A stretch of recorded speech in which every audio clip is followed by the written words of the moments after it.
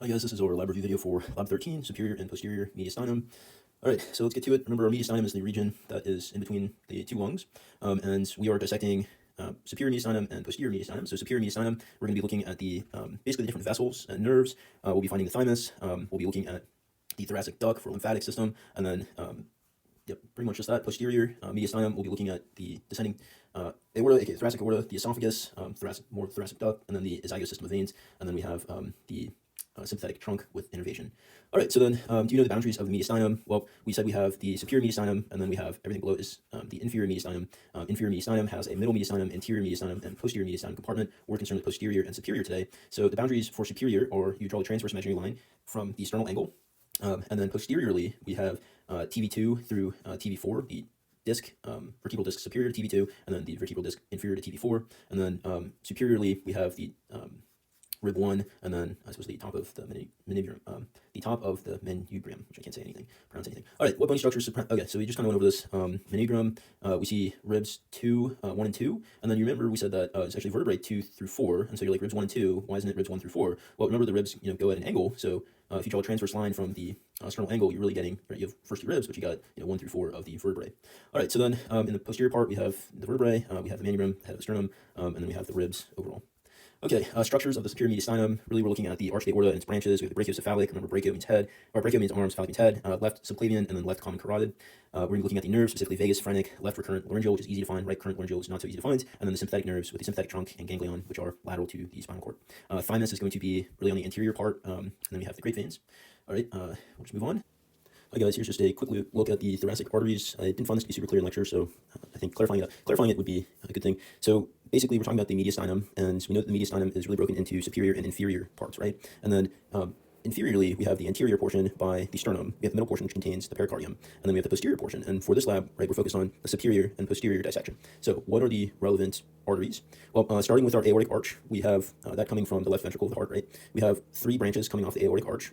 The branch that's going to the right, the right side of the body, the head, and then the right upper extremity, we have the right brachiocephalic, which remember that brachio means arm, cephalic means head, so right brachiocephalic. And then that's going to have a number of branches. The first main branch is the right common carotid, which is going to the neck into the head. Then we have right vertebral, which will go to the vertebrae.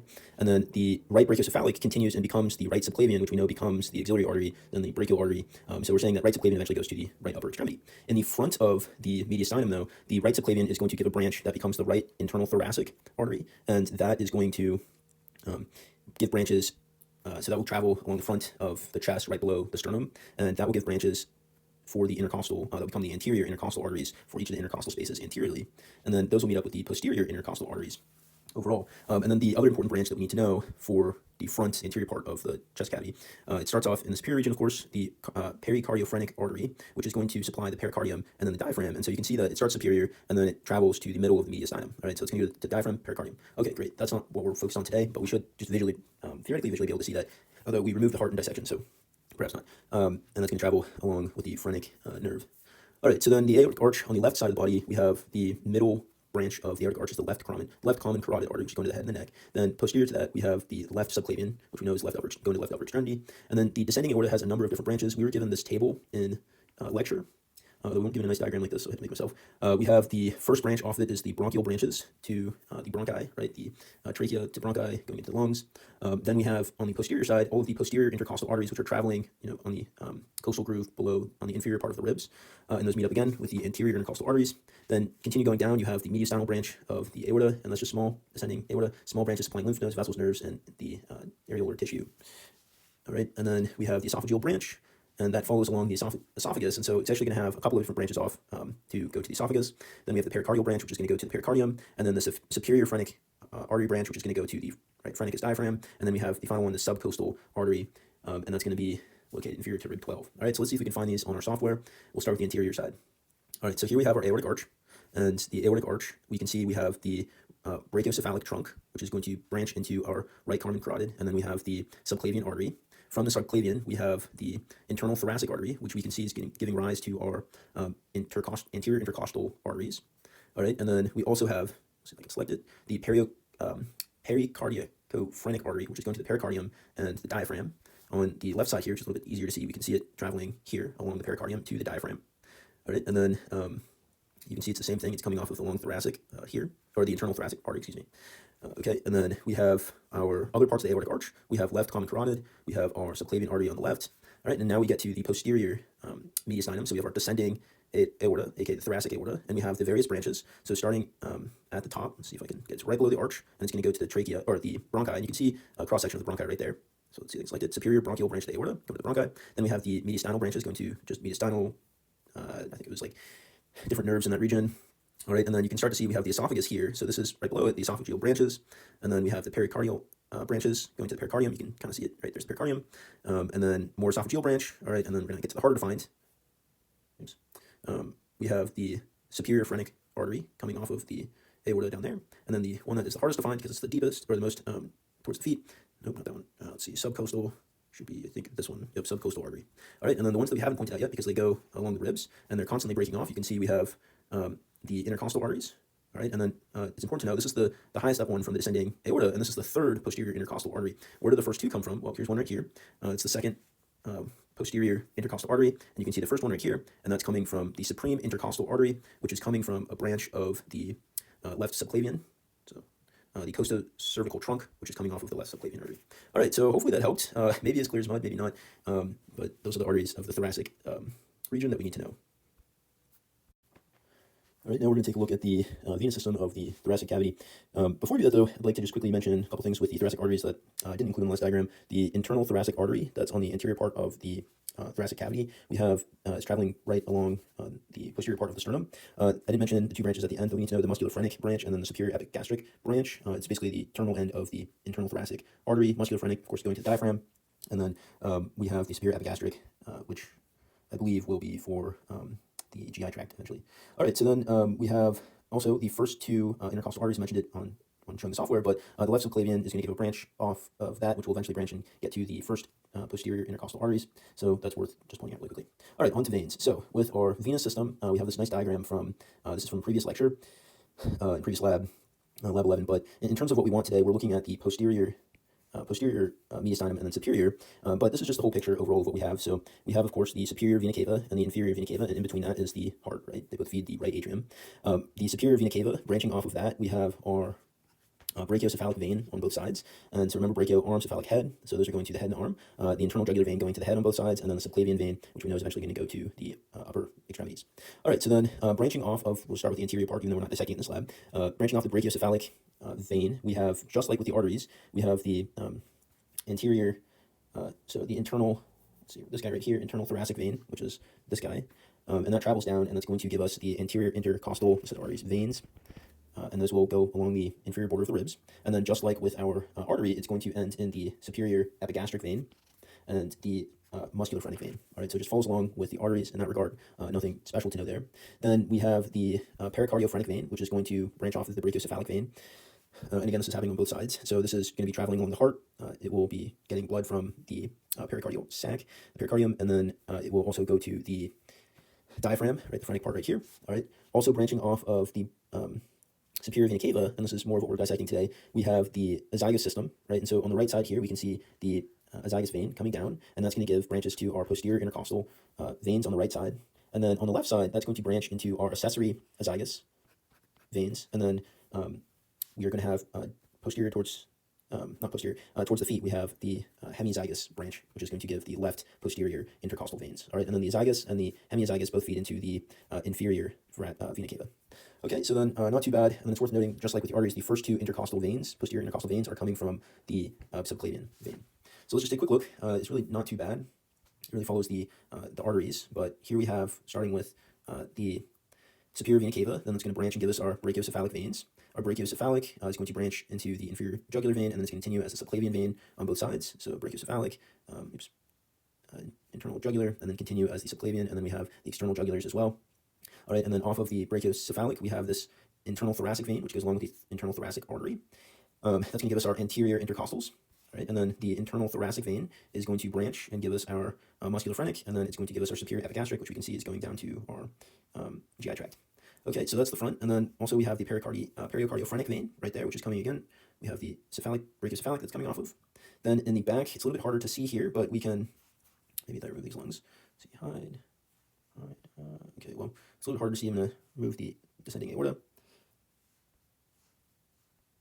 All right. Here we can see the hemizygous vein coming off of the azygous vein, and then up here we have the accessory hemizygous, and these are all giving off our posterior intercostal veins. And then we said the first two intercostals are coming from a branch off of the subclavian, so not too bad. All right, actually that says third intercostal vein. All right, so the first three, let's just double check this. Supreme intercostal vein, that's coming from brachiocephalic, and then we have our left second posterior and third posterior vein. Okay, so that's a little bit different from the arteries. The first three intercostal veins are coming from brachiocephalic. All right, so that's not too bad. We'll move on to the rest of the lab now. All right, let's go over the nerves now. So we have, if you just breathe in and out, we have innervation that is voluntary and involuntary. For the purpose of our lab, we're primarily going to be focused on the involuntary stuff, but it's important to know that we're going to be talking a lot about the vagus nerve, and the vagus nerve and the phrenic nerves are both mixed nerves, and so they have the somatic voluntary nerves, and then they also contain within them the autonomic nerves that are doing the involuntary innervation, right? And so going with the autonomic nervous system, though, which is most of what we're going to be looking at, the sympathetic trunk for the sympathetic autonomic nervous system, and then the parasympathetic nervous system, we'll be looking at the vagus nerve and the phrenic nerve, and then a couple branches off of that. All right, so what do we already know? Well, rest and digest. So the parasympathetic nervous system is decreasing heart rate by attaching to or innervating the SA and AV nodes, and then it's also going to innervate some of the atrium, so it can increase the strength of, or decrease the strength of atrial contraction. For the lungs, the parasympathetic nervous system can cause brachioconstriction and then increase mucus secretion. The sympathetic nervous system will increase heart rate by innervating the SA node, and then we also have, it can increase the strength of atrial and ventricular contraction, and note that it is not innervating AV node, and also the parasympathetic is not doing not innervating ventricular muscle, right? Of course, we know we're saying innervation, but it's just modifying, right? We have the pacemaker cells in the SA node that is driving the overall contraction of the heart. The parasympathetic and sympathetic autonomic nervous system are going to modify heart rates, right? But not cause the heart to beat, because that's completely separate based on the SA nodes. All right, so then with the sympathetic nervous system, we've seen this little diagram before from lecture. We have the sympathetic nerves are coming from, in this region, the upper thoracic spinal cord. Just like all of our innervation, we have preganglionic neurons, which are going to synapse at a ganglion, and then the postganglionic neuron, which is going to go directly to the organ, right? And so when we're talking about the part of the vertebrae that we're getting our innervation for, the lungs and the heart, we really, so go to this diagram, the sympathetic nervous system is dealing with T1 to L2 spinal segments. And then we have, for the heart, lungs, and esophagus, we're going to have T1 through T4 is innervating the heart, T1 through T5 for the lungs, and then T5 through T6 for the esophagus. All right, so that's for the organs, but then we also have branching off of, at each vertebral level for the sympathetic nervous system, we have branches off that are going for intercostal nerves, right? And so that is really the overview of the sympathetic nervous system. We have the heart, L1 through L4, or T1 through T4, lungs are T1 through T5, and then esophagus is T5 through T6. And then at each spinal level, we have the branching that's going off to each intercostal space, so the intercostal nerves overall. Then further down, we have the greater splanchnic, lesser splanchnic, and least splanchnic nerves. These are going down past the diaphragm into the abdomen. We haven't gone over what they do yet, so you don't have to worry about that, but the greater splanchnic nerve is going to be from T5, or come from T5 to T9/10, and you can see that right here as we have it being fed by T5 through T10. The lesser splanchnic nerve is lateral to that, and you can see that it is 9 through 10, or 10 through 11, and then the least splanchnic is just TV12 that it's coming off of, right? And then remember that these, if we're talking about the nerves, so if this is vertebrae 12, then the nerve is, we're talking about more towards the feet.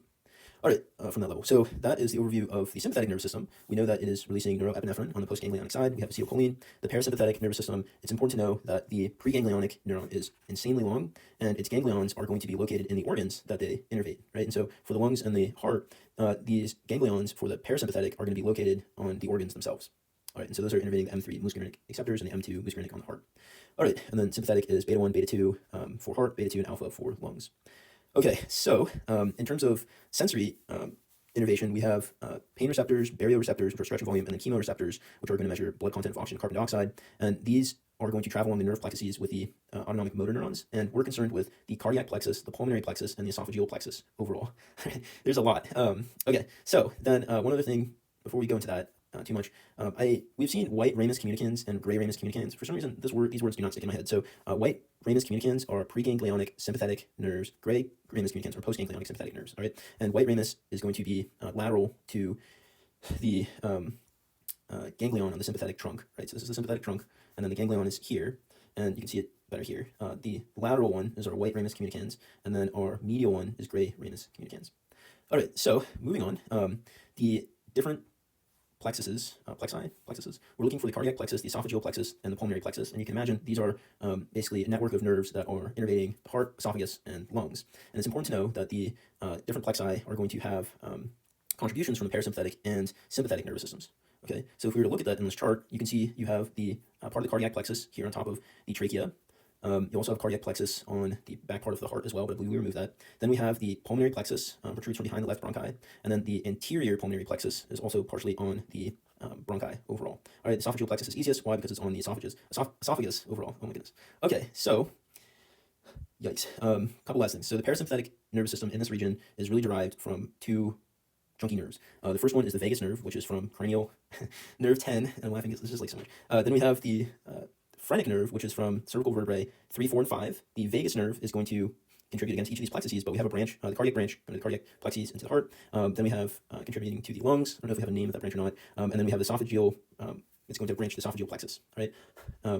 The phrenic nerve is, right, phrenic diaphragm is doing the somatic and autonomic innervation of the diaphragm. Then it's also going to provide sensory innervation to the diaphragm, then the pericardium, and this is going to be really our hint as to how to find the phrenic nerve, should be adjacent to the pericardium. And then also the inferior vena cava and the peritoneum, which we haven't gone over yet because this is going to be in the abdominal cavity. All right, so one final thing to note before we look at software, we have the sympathetic nervous system for innervating, right, the heart, lungs, esophagus. Going back, we said T1 through 4 for the heart, T1 through 5 for the lungs, and then T5 through 6 for the esophagus. The innervation for this preganglionic is going to either synapse at the ganglion at the same level, or it will synapse it will send the sympathetic trunk to a higher ganglion up, and then the postganglionic neuron will be will synapse at the, so it's either preganglionic stays at the same level, synapse at ganglion at the same level, or it will ascend and synapse higher, and then either way, they're both going to, the postganglionic is going to go to the organ in question. All right, so what are we looking for? We're going to be looking for cardiac plexus, esophageal plexus, pulmonary plexus, the vagus nerve, the phrenic nerve, and then the sympathetic trunk, which is going to be the easiest to find. It's on the back, adjacent to the spine. All right, let's look at it. This is a huge mess, which is bananas. Okay, but good luck to us as we do this in lab. So we have a nice one here. This is going to be our phrenic nerve, right? We can see it is adjacent to the pericardium. It's not showing, but we can see that the phrenic nerve is going to innervate the pericardium and then ends up on the diaphragm down here. All right, okay, and then let's see, we have coronary plexus, or part of the coronary plexus. All right, we have phrenic nerve on the right-hand side, and then pericardial branch of the phrenic nerve, so going to the pericardium, and then the rest of this right-handed phrenic nerve is going down to the diaphragm. Great. All right, so that's our phrenic nerve. We can trace it upwards. We said CV3 through 5, cervical vertebrae 3 through 5. All right, then we want to find also with parasympathetic, we want to find the vagal nerve, or the vagus nerve from this cranial nerve 10. All right, we can see it's traveling up to the cranium. All right, and then that's going to give off branches to the cardiac plexus. All right, so we should have a cardiac branch right there. And here we have superficial cardiac plexus, and you can see that is on the pulmonary arteries. All right, and then we're going to do some fancy moving around here. All right, over here we have, let's see, atrial plexus. All right, atrial plexus, that's the left atrium back there. All right, and then we should have deep cardiac plexus right there.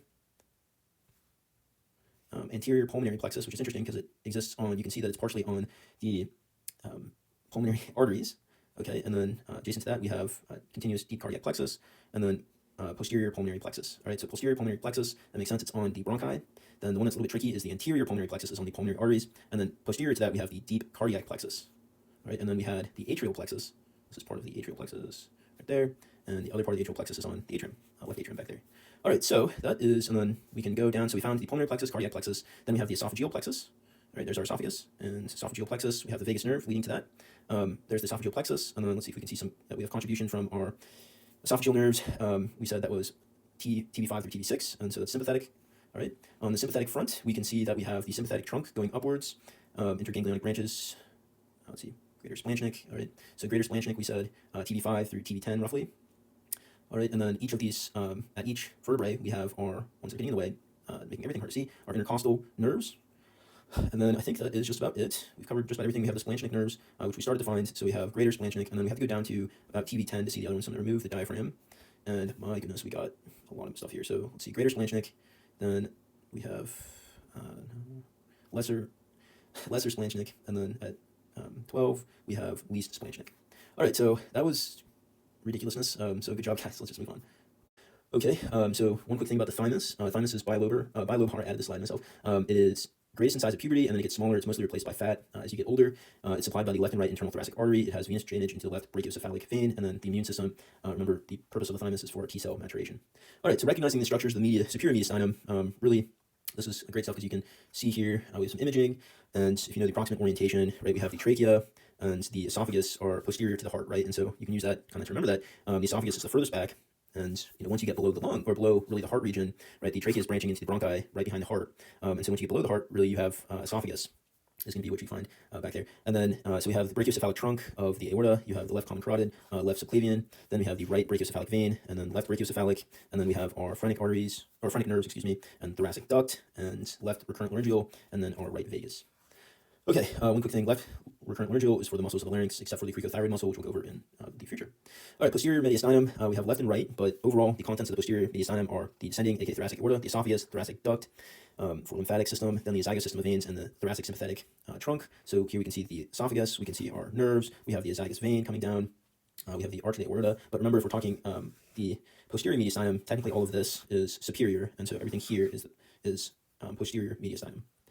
All right, Canadian structures of the left posterior mediastinum, exact same. We see descending aorta, and then we have the accessory hemizygous, and then we have the hemizygous. We'll be able to see the splanchnic, greater splanchnic, lesser splanchnic, and least splanchnic nerves, so not too bad. And then branches of the left and right vagus nerve, right? We're saying that these contribute to our different plexi, so cardiac, esophageal, and pulmonary plexi. But the right vagus nerve, cranial nerve 10, is going to come down. We see the esophageal plexus here, and then posterior vagal trunk over here.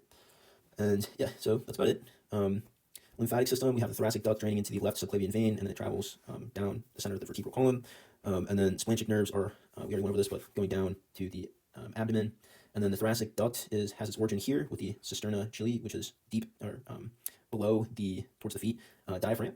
And then it ascends to the behind the esophagus to TV 4, 5/6. It crosses to the left, and then it terminates in the left subclavian vein. All right, so that's it. Good job, guys, and we'll see you next time.